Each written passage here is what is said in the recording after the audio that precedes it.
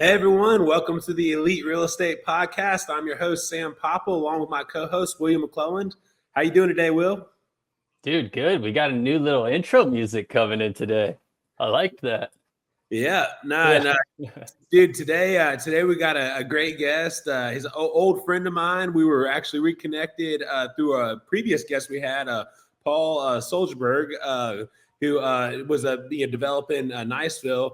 But his friend John Sallman, who I know from my time working back at a nightclub. John was the chef upstairs of the Twisted Palm back when I worked there. But John's a really great guy. He was a great chef. He actually, I think this is going to be an interesting part of his story. He actually left the food industry as a chef of a restaurant that was #1 on TripAdvisor on the Emerald Coast. So it's Wow. like one of the highest honors to then go start in real estate at the bottom in sales and property management, work his way up to being a broker and now having a property management company and his own brokerage.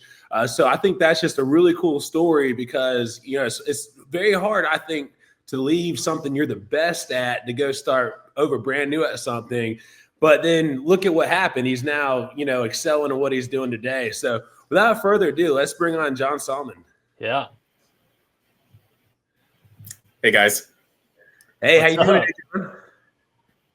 Best day of my life. How are you guys doing? Love it.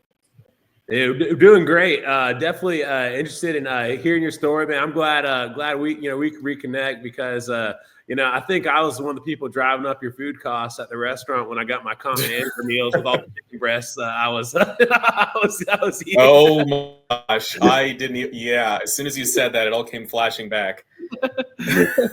Yeah, we had a whole crew of club and restaurant guys that were getting big and eating all the protein that we had. Yeah. Steve from the restaurant came down one time and was like, Sam, you can't order 5 sides of chicken breasts. Yeah.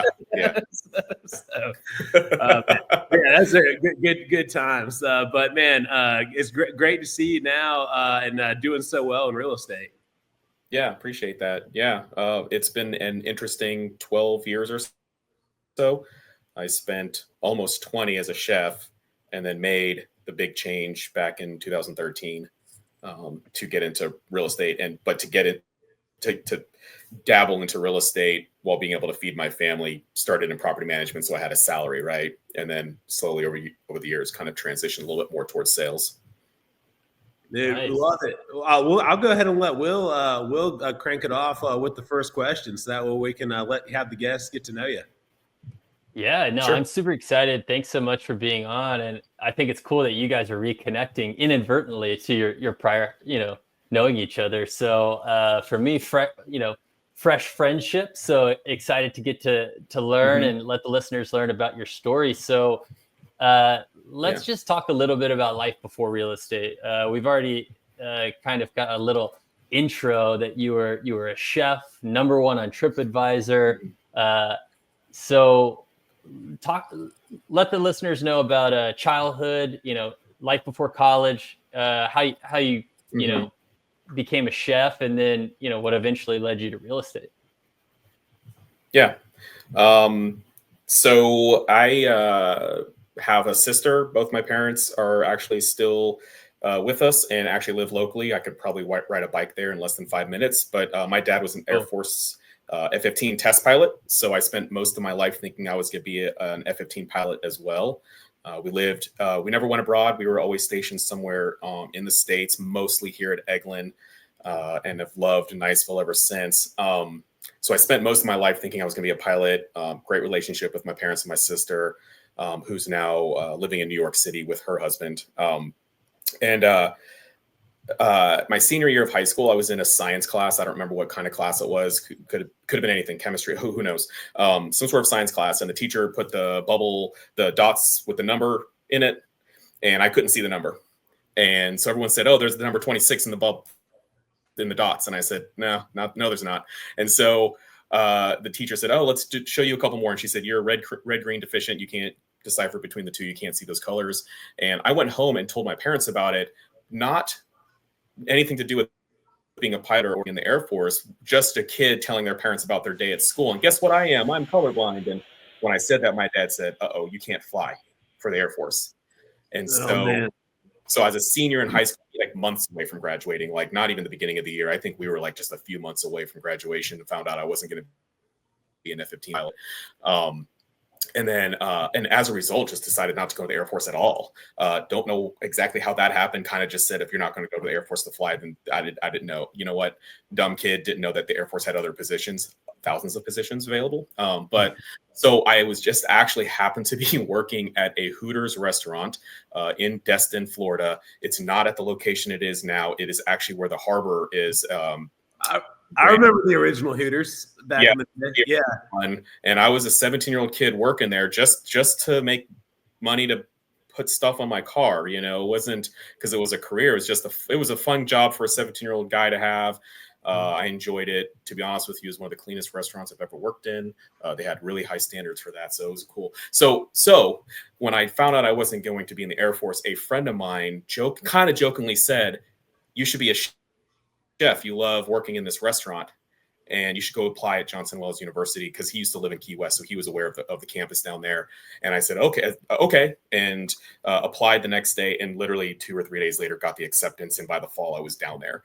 And so went to Johnson Wales University to be a chef. Never in my whole life was that the expectation, but kind of instantly became obsessed with cooking.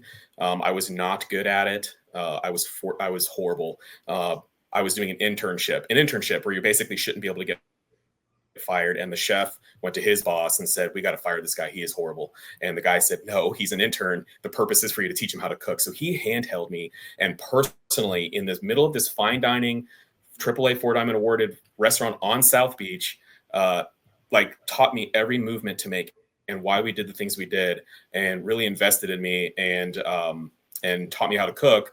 And so then didn't love living in Miami. I was just a young, broke kid. There's a lot of money in Miami, and I didn't have any of it. And so I ended up moving to Orlando, which I thought, just on basic research back in the day before smartphones and really the internet was young, just looking for a place that was not quite as small as Niceville, but not quite as crazy as Miami. And Orlando looked like a pretty cool compromise, and it was. Living in Orlando was amazing. I worked at a fine dining restaurant in a luxury boutique hotel that actually contracted with the NBA. So any visiting team that came and played the Orlando Magic stayed in my hotel, and we had to cook for the players when they came to play the Magic. That's cool. That's awesome. Yeah. So I was in Orlando, a single guy in Orlando, cooking for NBA players, and bought a motorcycle, got into the motorcycle stunt riding scene. So did a lot of all the stunts on the streets of Orlando for a lot of years, and then decided to move back home. Wait, stunt riding? Mm-hmm. So if you ever seen a motorcycle pass by you on one wheel, one way or the other, like Evel Knievel, burnouts, right? Yeah, all that stuff. Absolutely, yeah. Did stunt riding for a long time. Mm-hmm. Okay, you kind of skipped that part. How'd you get into that? A buddy of mine from college loved motorcycles. He always wanted to buy one. That was like the dream. And so I went and bought one. We both dreamed about buying a bike. I ended up buying one. Didn't even know anything about stunt riding. But because I had a motorcycle, you kind of just start making friends, right? You're riding a motorcycle, and a guy on a motorcycle pull up to you, "Hey man, pull over, let's talk." And ended up becoming friends with a bunch of other guys that had motorcycles. And one of them handed me a DVD. This is when DVDs were still a thing, of stunt riding videos. And they were like kind of like these bootleg videos that people were recording them stunt riding and then just throwing music on top of it, and handed me a DVD. And I watched the first 5 seconds of that DVD, hit pause, got on my motorcycle, went out in the middle of the night and just tried to learn. And I would go work for 12, 15, 16 hours a day in a kitchen. And instead of going home and going to bed, I would go ride my motorcycle in the middle of the night for 2, 3, 4 hours, practicing stunts, go home, crash for a few hours, go back to work and do it all over again. Oh my gosh. Did you ever have a wipeout? I have. I have in this wrist. I have a plate holding my my wrist together. I broke both bones dumping the bike, but I was actually up here when that happened. Oh man. Yeah. You still ride? I do. I have an R6 in my garage. It's actually Paul's. He doesn't ride it, but he wants to make sure the motor keeps running, and I do like to ride it, so I turn it on every once in a while, ride it around Niceville just to keep everything, all the gears and everything moving. So I still ride. I don't stunt, but I ride it around, just to enjoy it. They're fun. So I have 2 kids. And a wife. I got to take it easy. Sure. Definitely. Who was there anyone early in your life that inspired you to get into real estate when you made that transition from? That's an awesome question. So actually, it was Paul. He was an engineer with Lockheed Martin at the time. I'm not sure if I'm supposed to say that. I think that's public information. But he got his license to be the agent for his own purchase, just so he knew what was going on, and he got the compensation for it, and then ended up kind of that being his side hustle.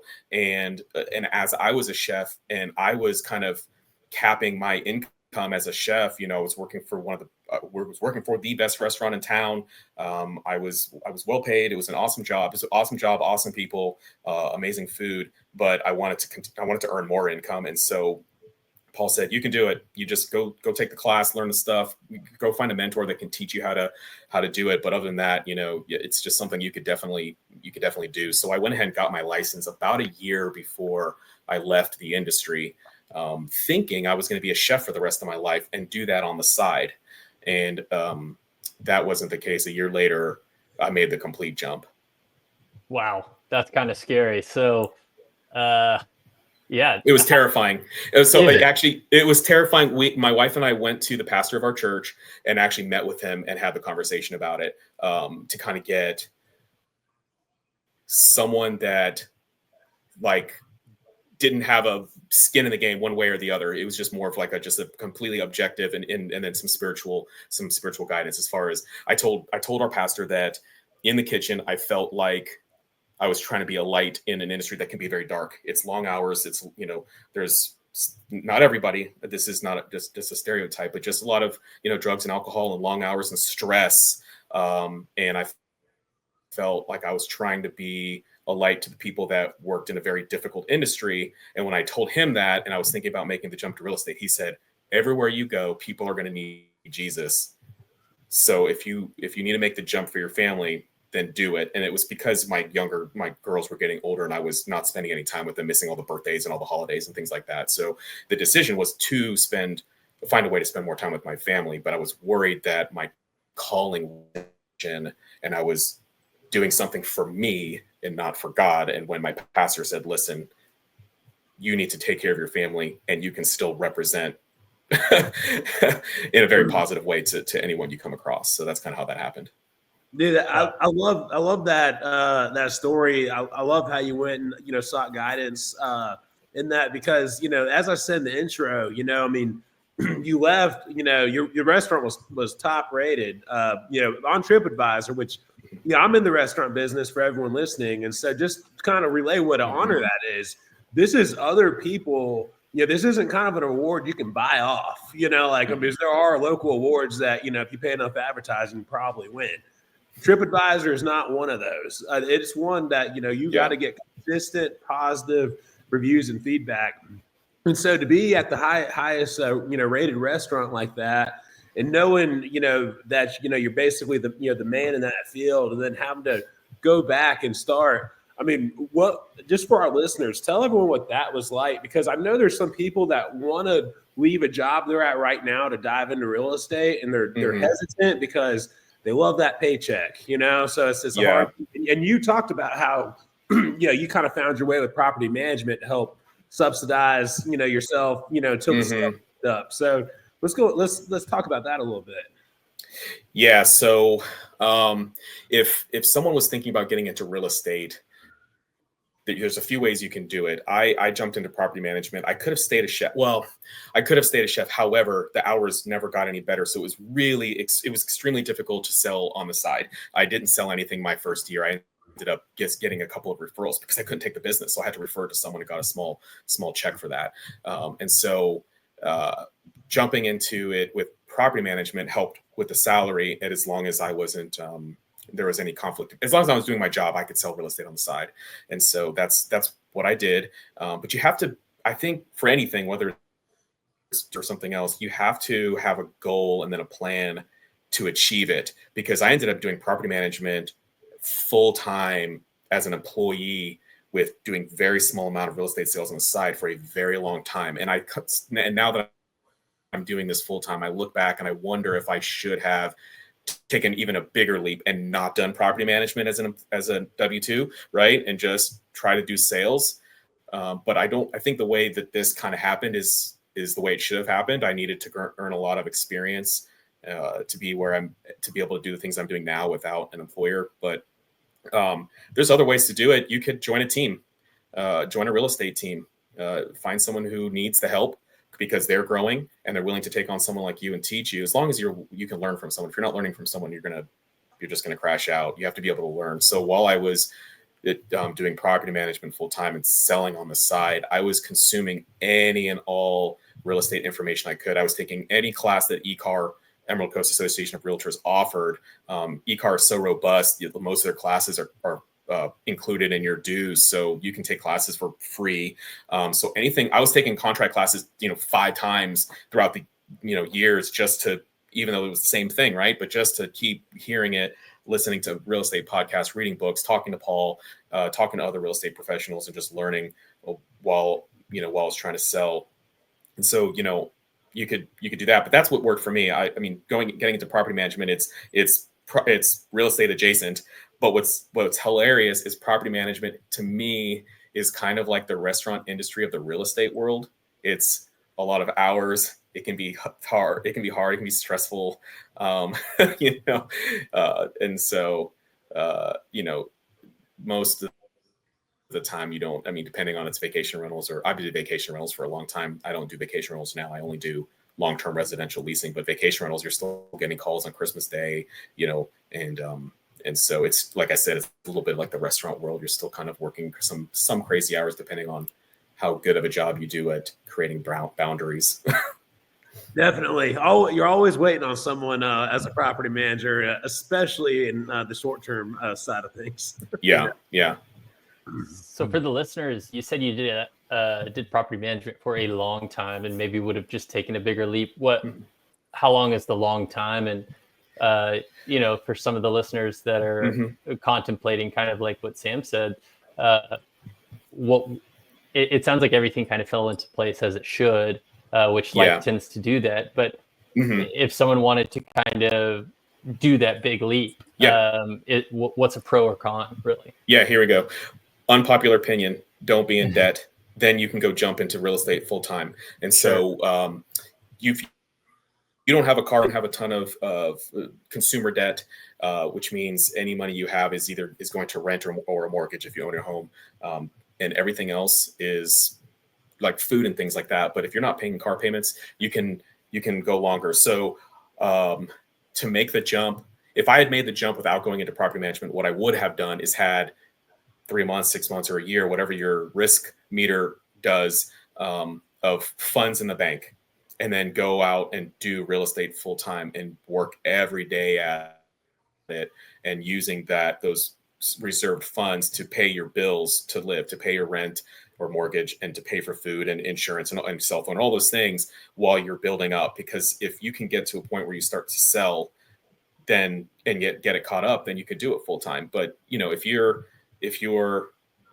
quit your job and you need to be paid in the next 2 weeks, and you don't have a job and you're selling real estate, you're probably not going to close a property in 14 days. Yeah. And so you need money in the bank. And if you don't have debt or a lot of debt, and you're not making those monthly payments of those things, then that money will last you longer to get your real estate business going, and you don't have to have a ton of money to market your real estate business. You can, and spending good money wisely in real estate can definitely grow your business, but you don't have to have $10,000 a month to market your real estate business. There's other ways to do it without a ton of money. So if someone wanted to make the actual jump, have minimal bills and cash in the bank, and then just go out every day and try to talk to as many people as you can about helping them do what they need to do with real estate. Yeah, no, I love that. That kind of guerrilla marketing tactic, doing those things more hands-on. We had a guest previously that kind of dove in head first and did something that I thought was so cool, just kind of outside of the box. Put a printer in the back seat, and printed out comps and would, walk door to door. And I just thought that was, there's so many cool ways and things to do, low budgets, right? Like you said, keep those bills and things, where you can still become successful. So the people, they do care. They want their agent to be well represented, but they don't necessarily care if you pull up in a 5 Series BMW. They care if you know how to make sure they're not going to lose a ton of money in real estate, or that you're actually going to get their house sold.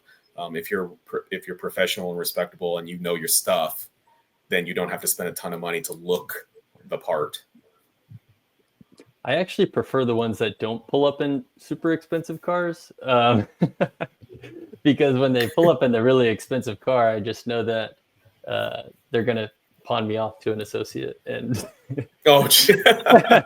hey, listen, really, I don't do that yet. I'm not there yet. I have my wife is my business partner. She helps me. She manages the property management side of our company. But in my real estate business, if I need some help, some leverage, she helps out. So I'm not quite there with the team yet, but really good real estate agents that are doing a lot of business, that you want them focusing on the things they need to be focusing on. Sometimes leveraging other people can be a very good thing. I was just poking around. Building a team and having good business operators, I think is something that a lot of agents who are really good at selling might not be able to do. And then, kind of educate teams and build operations. So I was just kind of messing around. But, but man, this is awesome. It's really great to get to know you, and I'm super excited for this second episode to talk a little bit about life today and what the business operations and kind of get into that nitty gritty. But since everyone's already getting to know you, where can we find you and find a little bit more about your business, so that whenever episode part 2 comes out, we can be teed up, ready to go? Yeah. So if you Google my name or Salt and Light Realty, we're coming up in all the results. So Facebook and Instagram. I would say the best way to get a hold of me, just to be completely honest, is text messaging me. You can call me, but you know how it is when you are in the industry. My phone's on silent, but I can see it going off just nonstop. And we've only been on the show, less than 20 minutes, and my phone won't stop ringing. So if you text me, it's a good way to get a hold of me, john@saltandlightrealty.com, or find me on Facebook, saltandlightrealty.com. Site is there. An improved site is coming soon. So it's pretty easy to find me, but you can text message me or email me, or all the things. They all go to the same device, right? So. Sweet. Cool, man. Awesome. Well, thanks so much. This is really cool to see how many different industries you've been in, and how that success kind of breeds success no matter where you're in, and just being able to jump into a totally different industry. Kudos to you. So really excited to see you and have all the listeners in part 2. See you in part 2. Looking forward to it. Thank you, guys.